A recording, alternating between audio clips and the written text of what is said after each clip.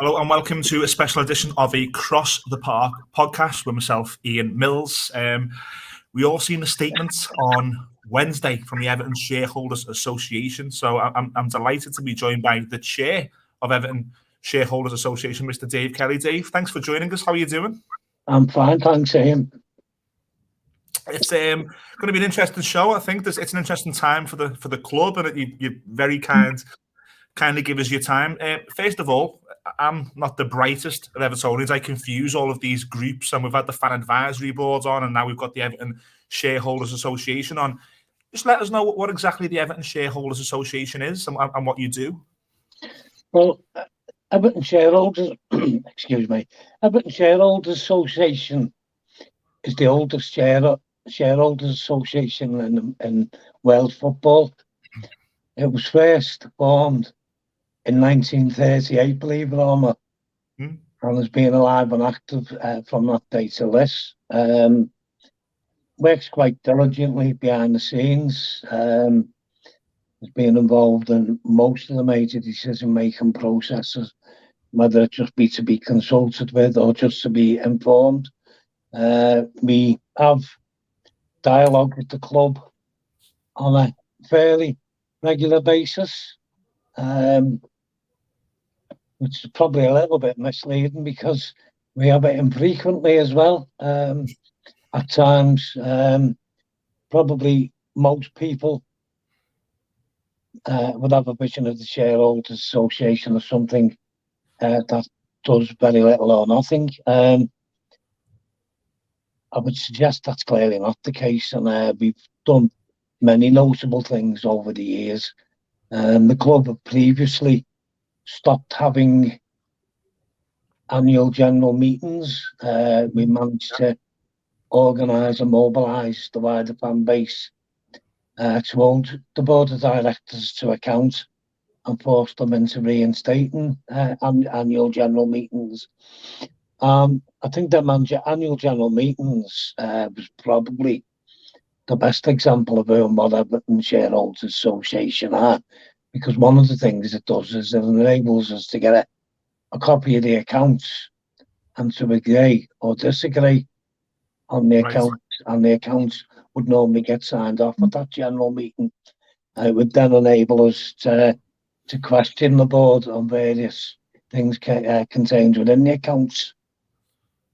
So it was with a great deal of disappointment that after getting the club to reinstate general meetings in 2013, that they took it upon themselves to issue a vote and change the terms of reference, whereby it would no longer be a requirement for the board of directors to organise a general meeting. The vote was very much a fait accompli when you've got one of the shareholders owns 94% of the shares. Yeah. So although it was an election that took place, it was little more than a box ticker exercise. It was something that the Shareholders Association articulated quite strongly with the club, and in spite of the annual general meetings getting cancelled, the Shareholders Association, whether it be the officers or the executive committee, have continued randomly having quarterly meetings with various members of the executive team. They very much dried up in the latter part of last year, but rather significantly, and we believe it was a major mood change. Farhad Moshiri and Bill Kenwright attended a Zoom meeting with the Shareholders Executive Committee one extremely sunny, pleasant Sunday afternoon in July. The meeting lasted 2 hours. Now, I would be keen to stress that in spite of the meeting being cordial, and the 12 executive members, Bill Kenwright and Farhad Moshiri being in attendance, it was the first time that Farhad Moshiri had actually met the Shareholders Association. and that's extremely disappointing. 6 years, isn't it? That's Yeah, 6 years. given that it was just over 6 years since he first took control of the club. However, always someone who would look upon a glass being half full rather than half empty. It was positive. We had a full and frank and open discussion. So much so that at the end of the meeting, both Bill Kenwright and Farhad Moshiri agreed with us that there should be an annual general meeting of some sort takes place. And they agreed to meet us the first week in August, prior to the pre-season friendly against Dynamo Kiev. Yeah. It was something that we were extremely excited about, given the length of time Farhad Moshiri being the major shareholder. So it was with a great deal of disappointment, 24 hours before the game went ahead, we were informed that he wouldn't be in attendance because his travel arrangements had changed. But they would be in touch that the offer was still there to have a face-to-face meeting with the Shareholders Association, and they were still supportive of the reinstatement of some sort of general meeting. So from the day early in August when the meeting got cancelled, we've strove and we've contacted electronically, virtually, digitally, you name it, text message, email, recorded delivery, hard copies of letters. With very little or no response. And in fairness to Bill Kenwright has contacted me twice via a phone call over the last 4 or 5 weeks. The first phone call off him was basically to apologise Okay. for not responding sooner to the message he said. We then had what I can only describe as a rather lengthy conversation regarding the state of his health, and it's something I won't go into in this forum or anywhere else. And he told me lots of things that perhaps he shouldn't have told me regarding the current state of his health. If Bill actually ever hears this podcast or it's fed back into him, I reiterate what I said then, but I wish him a full and speedy recovery. Yeah. I empathise with anyone with health issues. Now, one of the things he did tell me was that one of the problems and one of the symptoms of the health problems he's got is that he'd actually lost virtually the whole of his sight. So his vision was extremely poor. So although we hadn't read the letter had been read out to him. And they asked, would I give him 10 days to get a response, which I thought was fair and reasonable. Unfortunately, then 10 days coincided with the Christmas and New Year period. So the 10 days ended up being 15 days to give them 10 working days. Yeah. He ironically rang me back on a Saturday night at 7:45, and for me sins, I was actually standing outside Anfield on a food bank collection. So I explained to him that it wasn't a particularly good time to chat. It was quite inappropriate. Asked, could I ring him back in about an hour's time? Bill being Bill just carried on talking and just carried on saying what he was saying. And in fairness to him, he said that he would forward me an email address to contact Farhad Moshiri direct. Right. And that he would get to me, Denise Barrett-Baxendale to contact me and to have a chat. Lo and behold, on the Monday morning, I get Farhad Moshiri's contact details and fired an email off. reiterating the fact that we'd sent various emails to various addresses. We'd sent various hard copies of letters raising our concerns, and would appreciate a response. The final paragraph included that we thought that a good starting point would be, one, to reinstate the annual general meetings for the Shareholders Association, and more importantly, to start engaging and consulting with the wider fan base. Unfortunately, there's been no response to that other than 24 hours after we sent the final email. He decided to contact his friends at TalkSport and do a live broadcast with Jim White, which appears to be the preferred option.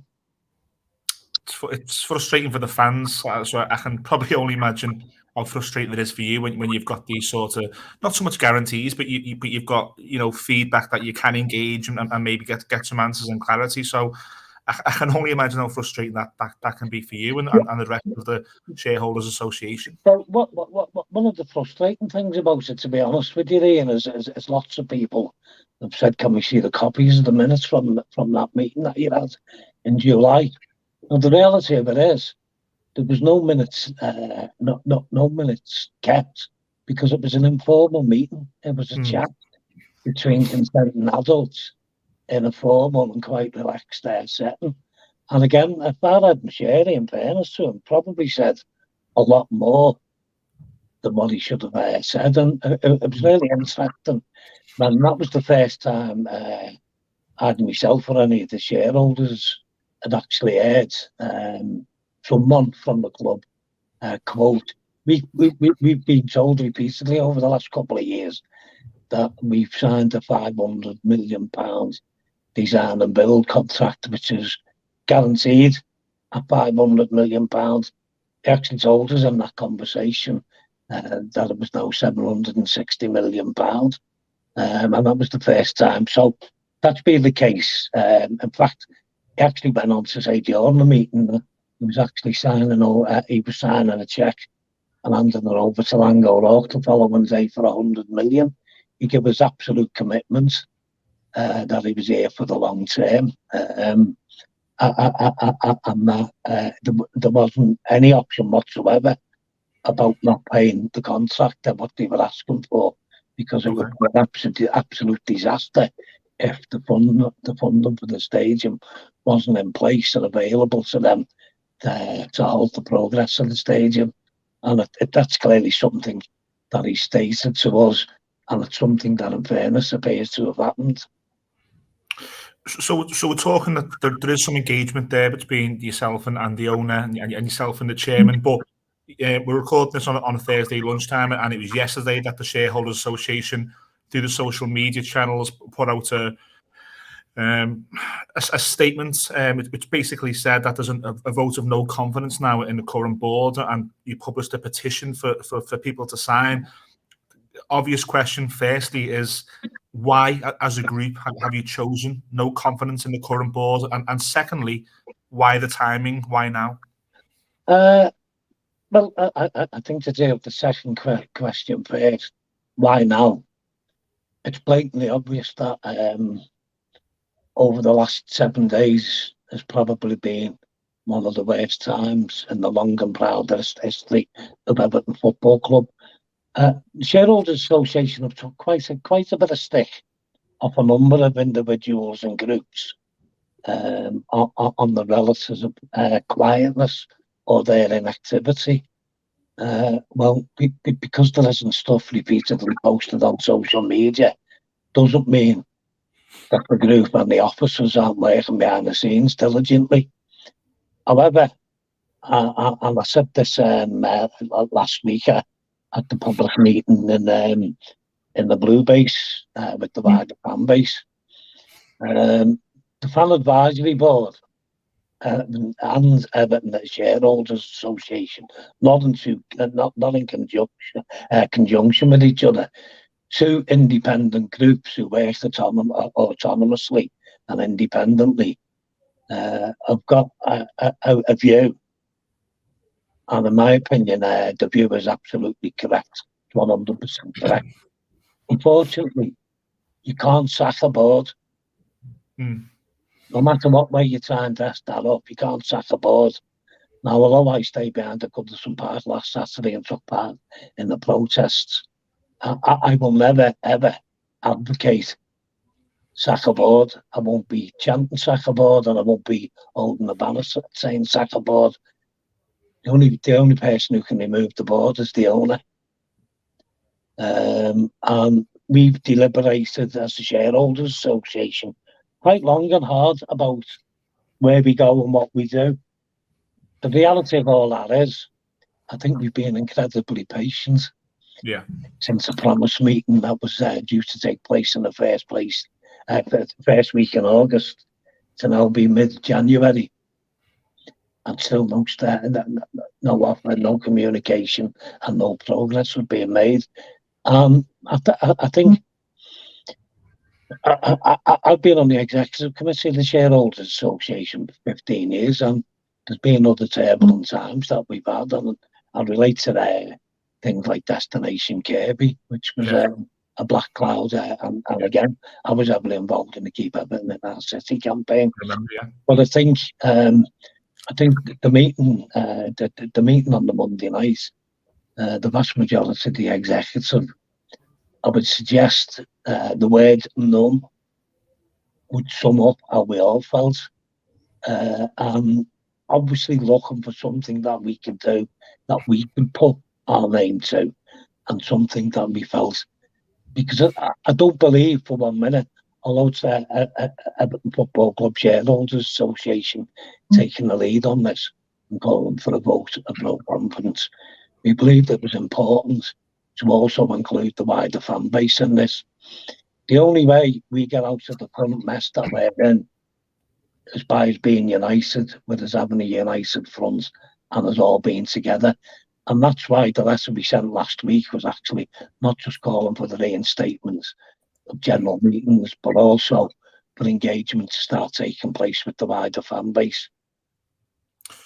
What do you think? I know we'll move on to the current campaign, the Altogether Now campaign, that are quite, well, they're very, very loud at the moment. Before we get to that, the vote of no confidence, if the Shareholders Association get what they need in relation to numbers and support, what is your hope that the implications of that vote will be? Well, unfortunately, that vote won't particularly change anything in the first instance, because it won't entitle us to anything legally. If that were the vote that had taken place solely of shareholders, what would have happened is you'd have had Farhad Mashiri using his 94% holding of the shares to make sure that a vote at a general meeting didn't carry any weight. Yeah. The whole idea and the whole object of the exercise of calling that vote of no confidence, I think one of the things that is constantly said, and that's whether it's the 27 campaign or the Blue Union or Keep Everton in Our City, I'm sick over the years of Graham Sharp famously referred to one protest of thousands of Evertonians on the streets outside Goodison Park on a match day as a small and insignificant thing. In fact, it was one man and a dog, which clearly wasn't the case. Again, you tend to find that in the majority of instances, you'll get accused of being a vocal minority. You don't speak for the wider fan base. So the whole idea behind actually setting up an online petition for the wider fan base, not just for the shareholders to take part in it. I need to reiterate that online petition is for anyone who is an Evertonian and for anyone who cares about the direction of travel that this club is currently going in. And I'd like to think, when you look back, I think the last online petition of any sort of significance was against the badge. Yeah. I understand from a number of sources, and I'm quite happy to be corrected on this, that 30,000 people were that outraged. They signed a petition against us changing the badge. Well, I would urge any Evertonian out there, if you've got concerns about the direction that's travelled at our great football club's going on, if you think we're underachieving on the pitch, if you think we're underachieving off the pitch, I'll get that petition signed, because I think the more people who sign that petition, clearly then gives us another opportunity to write to the chairman and the owner and say, well, there you go. There's a massive mandate. This isn't an executive committee of the Shareholders Association of 12 people or a couple of hundred shareholders who are members of the association. This is the wider fan base. Share the views and opinions, and you need to start engaging with us. So that was the rationale behind it. Makes complete sense. The petition is still online. Go and check out the socials for the Everton Shareholders Association, and the link is on there. We've also retweeted it over at Across the Park PC on our own socials. Dave, the NS Now group and the All Together Now campaign, very, very vocal, especially in the last few weeks in relation to obviously the running of the club, demanding change. Personally, I think it's the loudest voice of Evertonians to fan groups since the Blue Union. I've not heard noise like this. I include the campaign last season, the 27 campaign. It brings me on to some minutes I was reading from one of the meetings that you had. I think it was last year or maybe the first start of 22 perhaps, where you spoke about the 27 campaign, and the actual wording in the minutes was there was concerns about the lack of transparency and sort of a faceless group of people. Is that still the same now with the NS Now campaign, or do you feel differently in relation to this campaign and the Together Now movement? Well, a difficult question to answer that, really, Ian. But I'm not the slightest bit surprised that you asked it. I say it simple, to be honest with you. The 27 campaign, who are they and what are they? So apart from the ESC,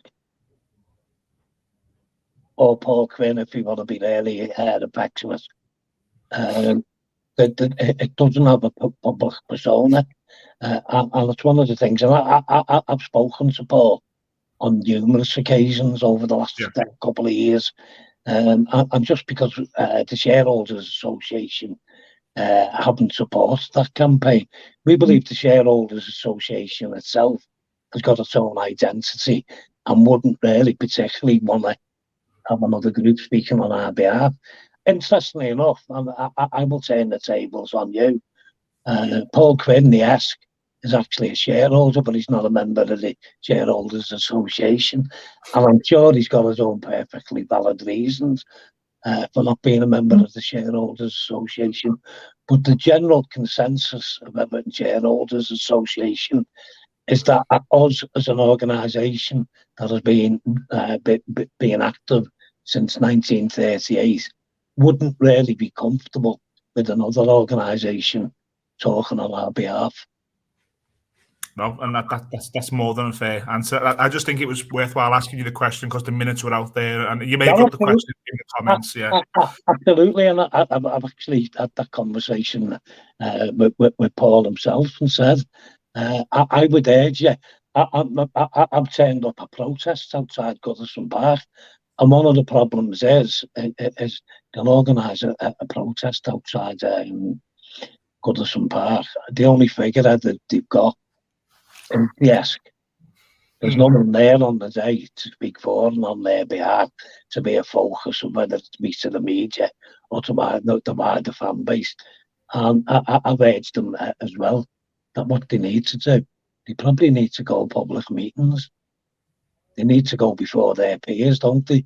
I can assure you now, and I've always operated on this instance, I won't put anything up, any social media posts or make any other statements under a pseudonym. I'll put my face out there and I'll put my name out there and I'll say it, whether right or wrong. I'll face the criticism and the crap if people believe I'm wrong, but I'll always say it in an open way so people know. That's the way I believe you run a campaign. I would reiterate what Paul, the NSN Now campaign and the 27 campaign, did over on the run up to last weekend's sit-in. Sit-in, I think, was impressive. I thought the behaviour of the people who stayed behind and sat in was impeccable. And I think to be it with the bombshell of Headlock Gate just before that game, it was really important that fans were well behaved and disciplined. And to all intents and purposes, I understand that there was 5 arrests at the stadium, 3 for drunkenness, according to a statement from Merseyside Police. So it was a relatively, given the toxicity in and around the game, it was a relatively well-run and well-organised events. Now, unfortunately, I think that's going to happen again, game after game after game after game. And I think the way the board has conducted itself over the last 7 days has probably drove a wedge in that has distanced it as far as ways. I can't remember any other occasion ever when the distrust between the board and the fan base has been as wide as it is at the moment. And I would urge the board of directors, I would urge the senior management team, I'll say one simple thing: we'd be far better served with the audio, not war. We need to be having constructive, full and meaningful dialogue with the direction that the club's going in. Otherwise, the enormity of what we face the final season at the grand old lady of British football in the Championship. Yeah. Let's sit back and wait for the transfer window to close. We need dialogue, and we need it now. Not box-ticking exercise. We need full and meaningful consultation, not just with the shareholders, but with the wider fan base. Yeah, and again, I'm agreeing with you. I'm a concerned fan. You have touched upon there that the past 7 days. I'm interested to get your opinion, and what I will do is I'll give you mine, and you can maybe agree or you can rip it apart. It's great. I always say no. You're wrong. Yeah, I always say no Evertonian is wrong for having an opinion, but I could be wrong on this occasion. The statement, I was having my pre-match pint. I was settling in for the Manchester derby, and a statement comes out from the club. And considering what the context should have been, in my opinion, it was a very lengthy statement. It went places I don't think it should have done. And I think it stoked the fires. And I think it's maybe pushed away a number of fans who were maybe, for whatever reason, not with this campaign or not of the mindset of change. I think they've done irreparable damage with that statement. Would you say that's fair? I would say it was 100% correct, to be honest with you. And I think one of the things I did personally, I was shocked and I was appalled. As you probably know, I was standing outside the food bank collection on the edge of the fan zone when the statements. And I took a lot of it with a pinch of salt at the time, because you tend to hear rumours are always aplenty in and around a match day, particularly when there's a protest organised. So I took a lot of it with a pinch of salt.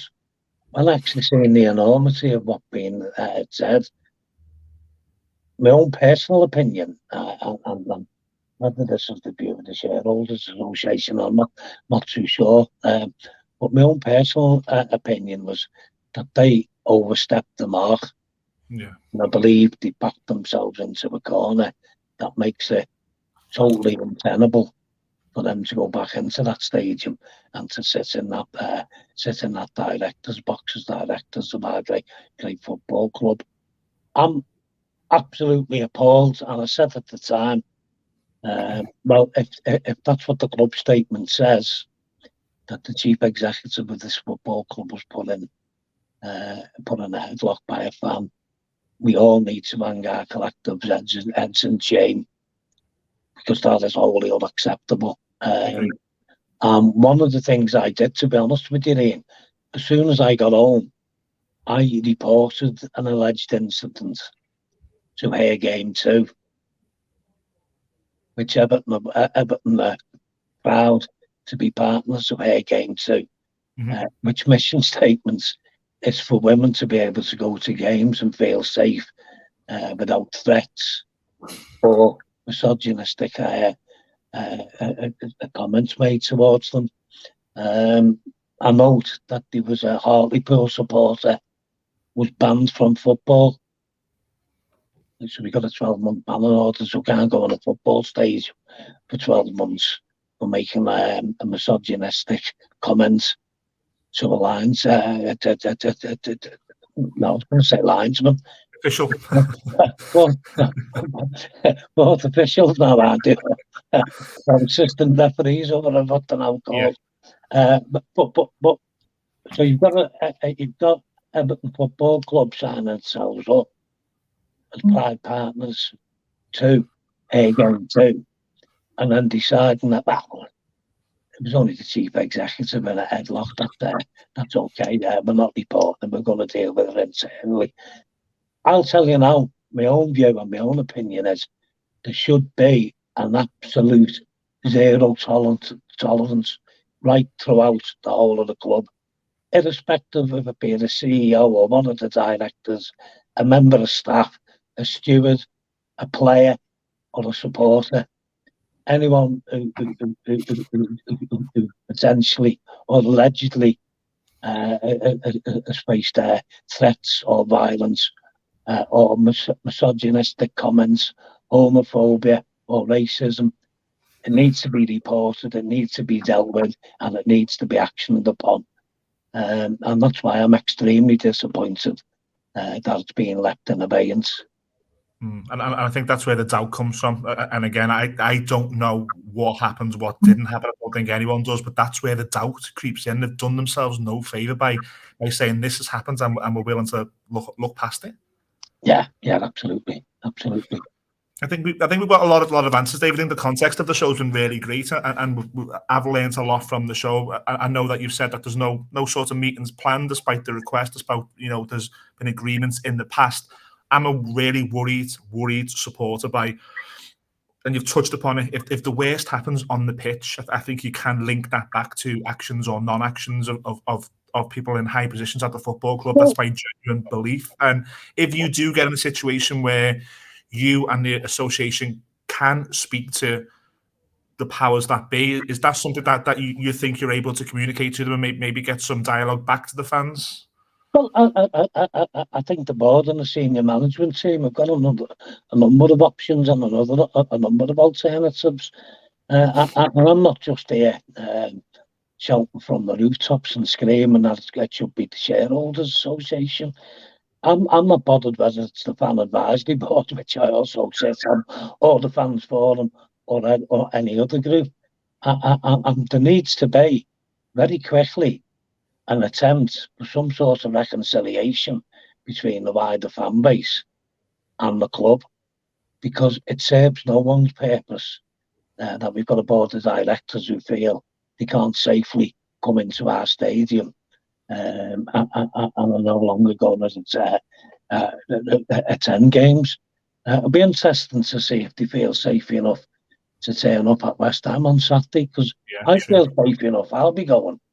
And I'd like to think that they were there, but I would urge them here and now, let's start the reconciliation process now.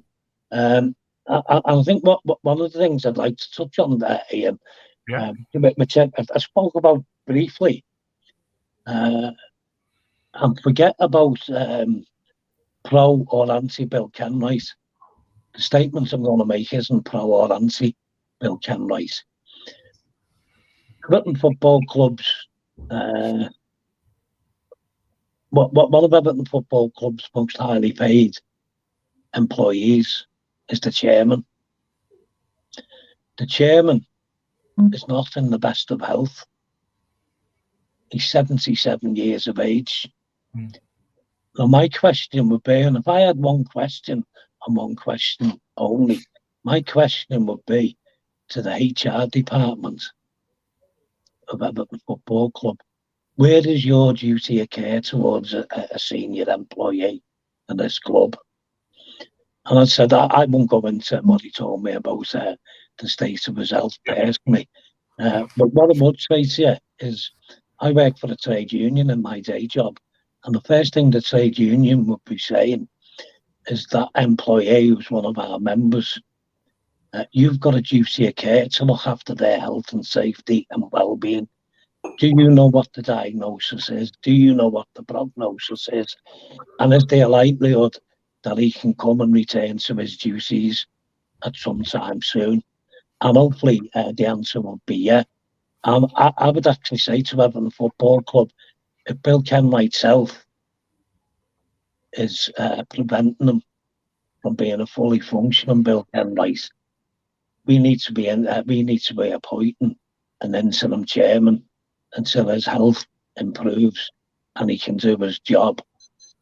Or we need to look at some sort of medical severance package, because he's got health concerns, and I believe every single word he said to me.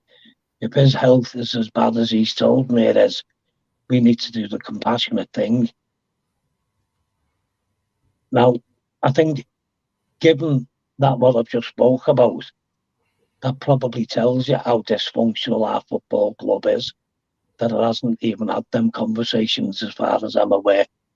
But I would urge Everton Football Club, the reconciliation process needs to start. What are they going to do? Have they put a figure? I think that our petition is done quite close to 10,000 after less than 24 hours. Are they going to wait till it's 20 or 30 or 40 or 50, or will they want 100,000? The reality of it is, and I've believed this for a couple of weeks now, they've no longer got the option of sitting back and doing nothing. They need to act, and they need to act quickly. And as I said, that reconciliation process needs to start now. We need to see positive signs. We need to see green shoots. So we keep on getting told about all these strategic reviews they have. And it's a bit ironic that have a strategic review and then go away and mark your own homework and you pass and everything's fine. The reality of it is, the wider fan base deserve it. We need to actually see actions. We need to start seeing that there's some sort of green shoots that are showing that we have got the potential of some recovery. I want to feel angry going to the match. I'm passionate and getting behind the team on the pitch, and that's what I'd urge every single one of the 3,000 Evertonians going to West Ham on Saturday to get behind the team. Let's fight our fights off the pitch, but do it with class and do it with dignity. But let's support the team on the pitch, and let's hopefully hope that at some stage very soon that common sense prevails. I couldn't have said it much better myself. Dave, you've been really kind with your time. I would like to end the show, if you don't mind, on the amazing work that you do across the city with the food banks. Dave's social media is at Dave FC Kelly. He's the chair of the fan supporting food banks. I've seen you outside the stadium. I even seen you a number of years ago outside my old employer collecting food for food banks. I'm not going to name them because I don't work there anymore, so they don't deserve the publicity, but you certainly do. Can you just give us a bit more information on the great work that you do and how people can get involved and help? Yeah, I think it's difficult, to be honest with you, Ian, because I think one of the things, just before Christmas week, fan supporting food banks mobile pantries fed its 100,000th family. Wow. In 2022. Now, unfortunately, that's not cause for celebration, far from it. It's something that this country should be deeply ashamed of. So we've got 6 pantries currently operating geographically across the whole of the city, in Bazzachley and Netherley, in West Derby, in Lodge Lane, and one at the Blue Base. The Blue Base pantry, in conjunction with Everton in the community, believe it or not, has only been running 6 months. and it is the fourth busiest pantry in the country. The other three are in London and are open 5 days a week. The pantry in the Blue Base is open on a Thursday morning. Yeah. It's unfortunate. Now, one of the good things about the pantries, and I think what a lot of people don't understand about fan support and food banks, we aren't a food bank, and excuse the pun, we do what it says on the tin. We support food banks. We're not a food bank ourselves. Personally, I think food banks are shit. I don't think they're fit for purpose, because they're only dealing with things when people are in crisis, when they're being professionally referred to by a. So the procedure is you have to get referred by a professional and then get a voucher to get a 3-day emergency supply of food. Well, given the enormity of what's going on, I've been saying this in the 7 years since Transport and Food Banks first started. There's a humanitarian crisis going on the streets of every single major town and city in the 6th richest nation in the world. It isn't acceptable.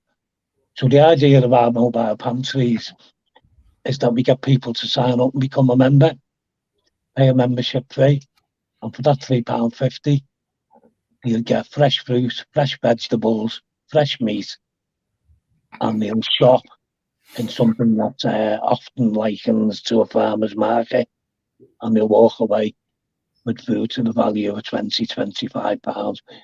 We believe that's a far better option and a far better alternative than you giving people and you selecting the food for people who are in crisis. So yeah, the demand's become ever greater. Ironically enough, fan protests and coach welcomes don't have food bank collections.